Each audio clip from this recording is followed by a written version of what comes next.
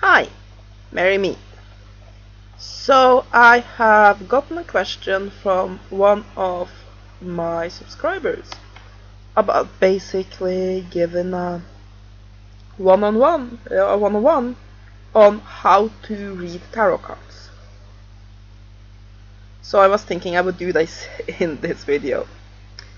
Now, this subscriber in question said that I think it's a she, give me if I'm wrong about that, had gotten a beginner deck and was unsure what to do about it.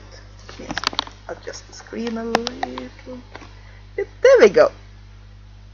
And yeah, I would say that the first thing you should do when you get any new occult tool is to cleanse it.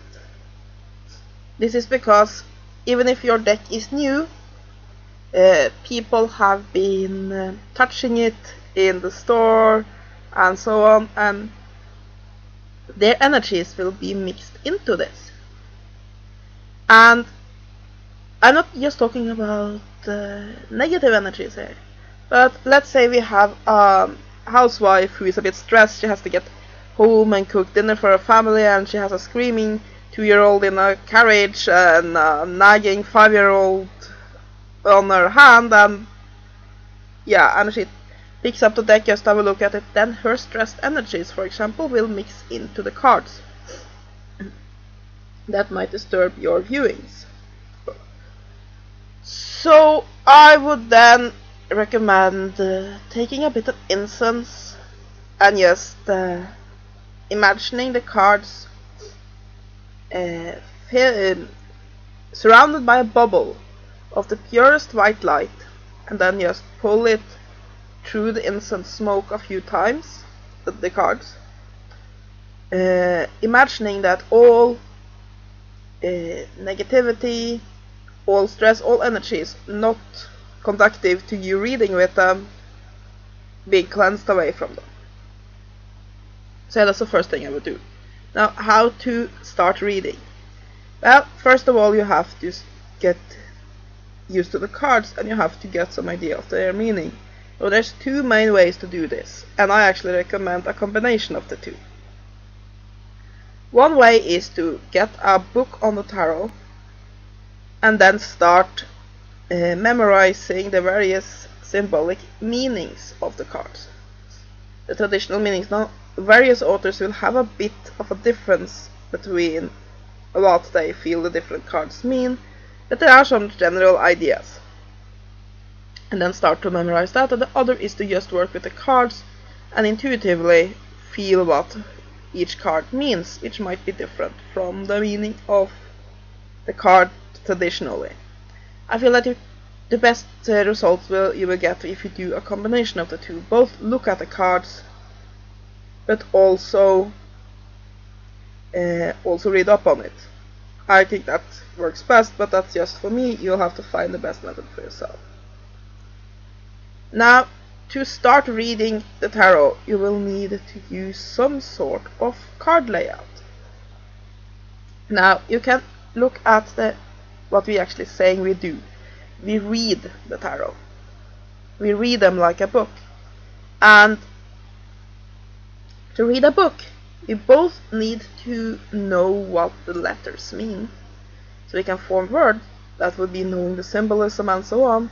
But we also need to know how to read them. For example, if we were to go to Egypt, even if we knew what hieroglyphics meant, just reading them like we would a Western book would mean nothing, because they are read in a different way.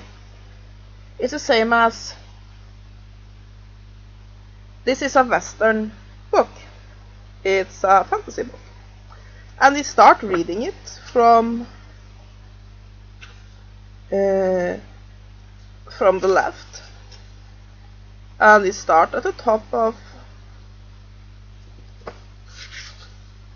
the left corner and just go from there down to the bottom. And knowing that, we can make sense of the book. Now, this is a Japanese manga, And if we go the same way, just go from the top of the basically start like this from the left, we'll just read the ending first and it won't make any sense though. No, we have to start from the right. And we actually start completely to read from the right. And knowing that, we can make sense of the book. And it is the same with tarot cards. We need to know how to read the cards in connection with one another.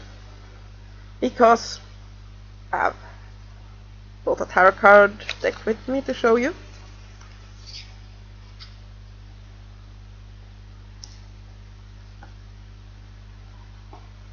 Like, the Emperor has one specific meaning. It means power, influence, a strong, powerful man. And among other things, but yeah, general terms here. And that's the meaning of the card. But if he then is in the position of, let's say, what's against you, it might mean that your boss is working against your goals, either consciously or unconsciously. Well, if he is in the placement in your layout for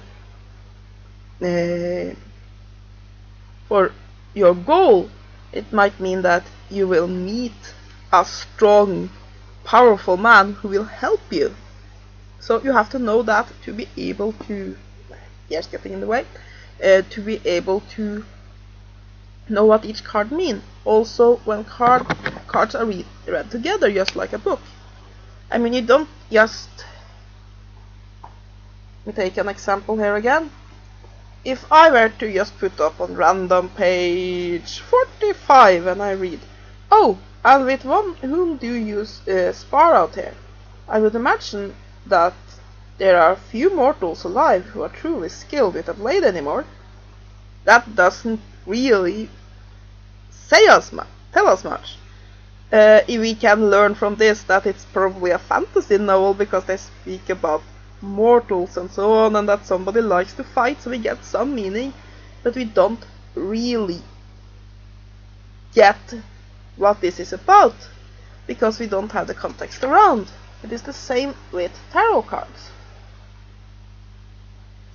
Like if we read the Emperor, the Hierophant, and the Wheel of Fortune together, we get a completely different result than if we read the Emperor, the World, and Strength together, because they will work together. Their meanings will interact. It's like reading a book. So when I look at, basically you have to look at what the card layout and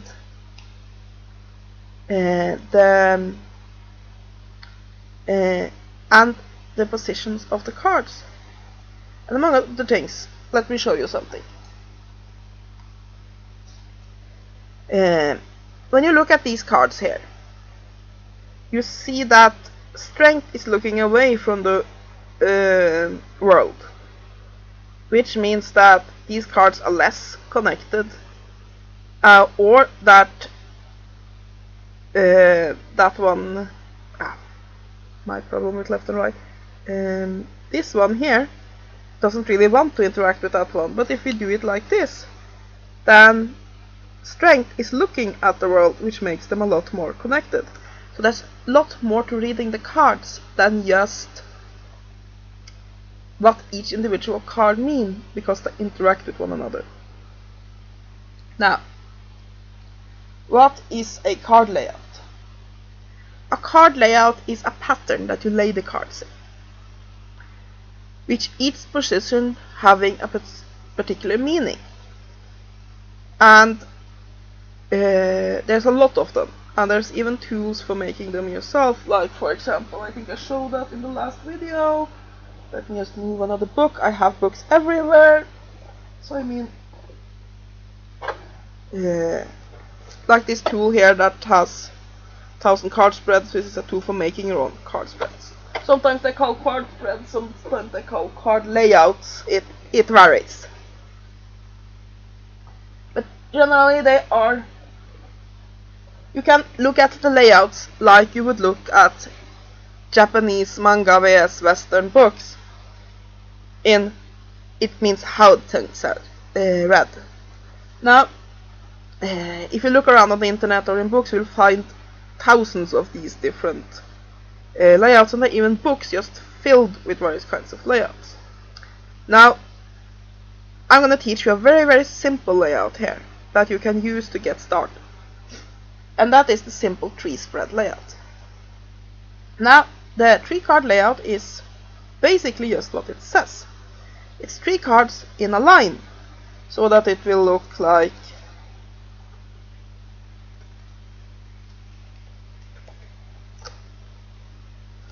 this. Now, the 3 card layout seems very simple compared to some of them that uses perhaps 20 cards in a complex pattern, but it's very versatile for several reasons. First of all, it doesn't take up a lot of space. I know that in my busy little house and not being the tidiest of persons, sometimes I get a problem when I'm gonna lay out huge card layouts, because they do take a lot of table space, and the 3 card layout doesn't. Secondly, it's very versatile.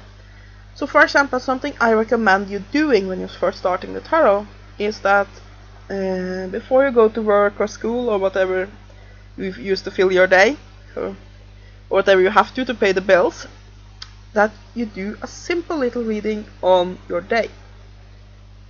And the way I do this is that I have 1 card in the first position that is me, basically how I will react to this. And I lay them down with the picture sides up.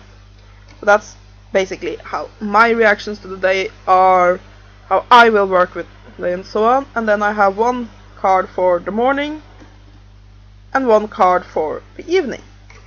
That is very simple. And not only does it give you a bit of an insight into your day, but it is a nice way to learn to basically the more you work with the cards, the more they will come into your soul and be a part of you, and you make readings easier. Also, I always believe in learning by doing, and if you sit there with your tarot book, or if you don't have anything else, the little white booklet, which there are some discussions about in the cult community currently, whether or not these should be thrown away. I don't think so. I think they can be good for cheating. Basically, they won't give you much information about the cards, they won't. But they'll give you enough to basically get by in the beginning, so that you lay out your spread, and then you just check the cards here. Don't be afraid to work with this book in the beginning, because when you learn these very, very basic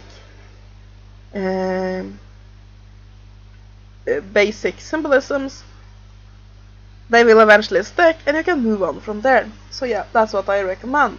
The 3 spread layout can also be used for many other things. For example, you want to read about a situation. Let's say there's a problem with your apartment.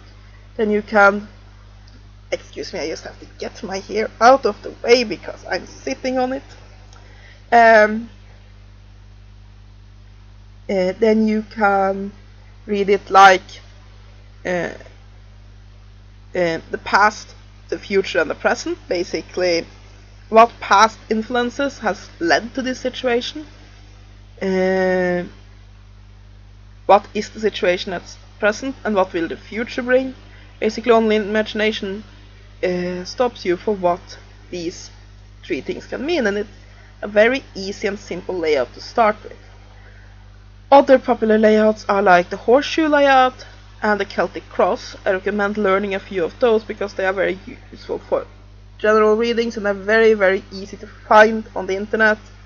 If you just search for horseshoe Layout Tarot or the Celtic Cross, and basically learning how to use a layout. And it's not difficult.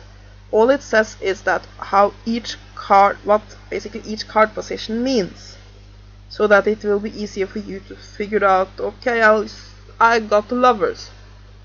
What do it mean? Well, if it's in a position that says your future, it might mean that there is love or a new friendship in your future. But if it's in a position that says something that opposes you, it might be that either you will be distracted by love, or perhaps your current relationship will come into a crisis, which will then be a problem for your goals, and so on. So yeah, that's my recommendation. Learn to use a layout. Another recommendation is that when you start working with the tarot, you dedicate 1 week to each card. That way, in what will it be then? 1.25 year, we're going through all of them. And for each week, then you read up on the card. You can find out about these cards on the internet. If you don't have a book, though I do recommend getting a book.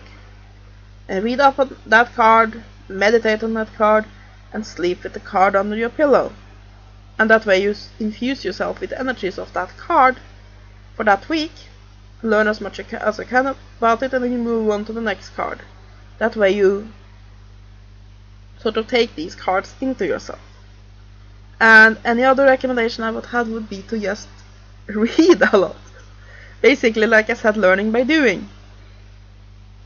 So basically, read for yourself, read for your friends,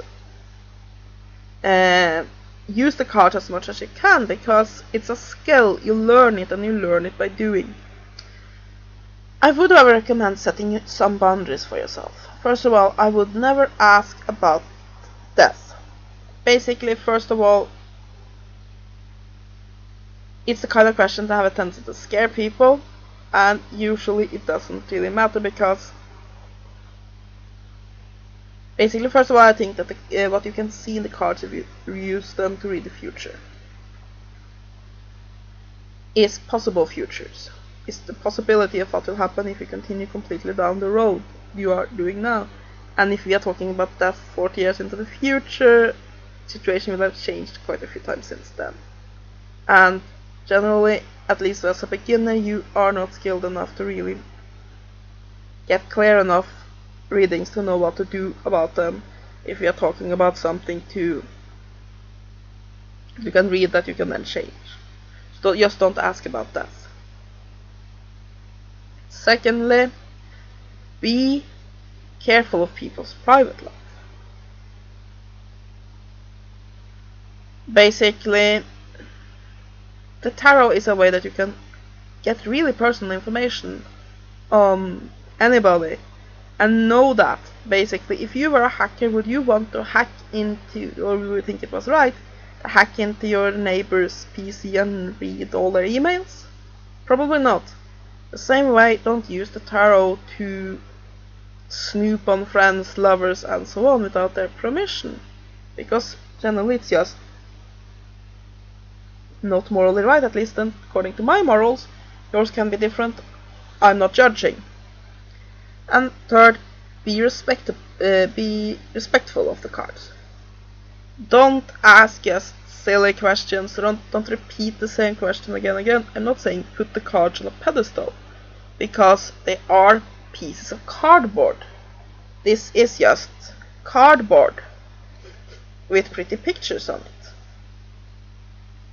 But basically, if you disrespect the cards, you disrespect your own abilities with them, and then generally it is more difficult for you to take your own abilities seriously, and so you will develop slower. Also, if you believe that various forms of energies, spirits, gods, and so on speaks to you through the cards, then disrespecting the method might not be wise. So just thank the cards when you have done a reading, and Don't ask just silly questions. Though by all means do things like who is going to win American Idol and so on. I don't consider those to be silly questions, because that's just, it's training questions. So you can work with that. So yeah, for that, cleanse the cards every now and again. And if you have the opportunity to buy more than one tarot book, because you, like with any other occult topic, you want to have different voices. You don't want to be just bogged down with one author's opinion. So yeah, basically, don't be afraid to just start, experiment, use the cards as much as you can, read up on them whenever you can, read as much as you can, educate yourself on it, and learn how to use layouts. That would be my main recommendations for how to start using the tarot, because it is really a great tool and you can do a lot with it. So I hope this video helped. Have a great day and blessed be.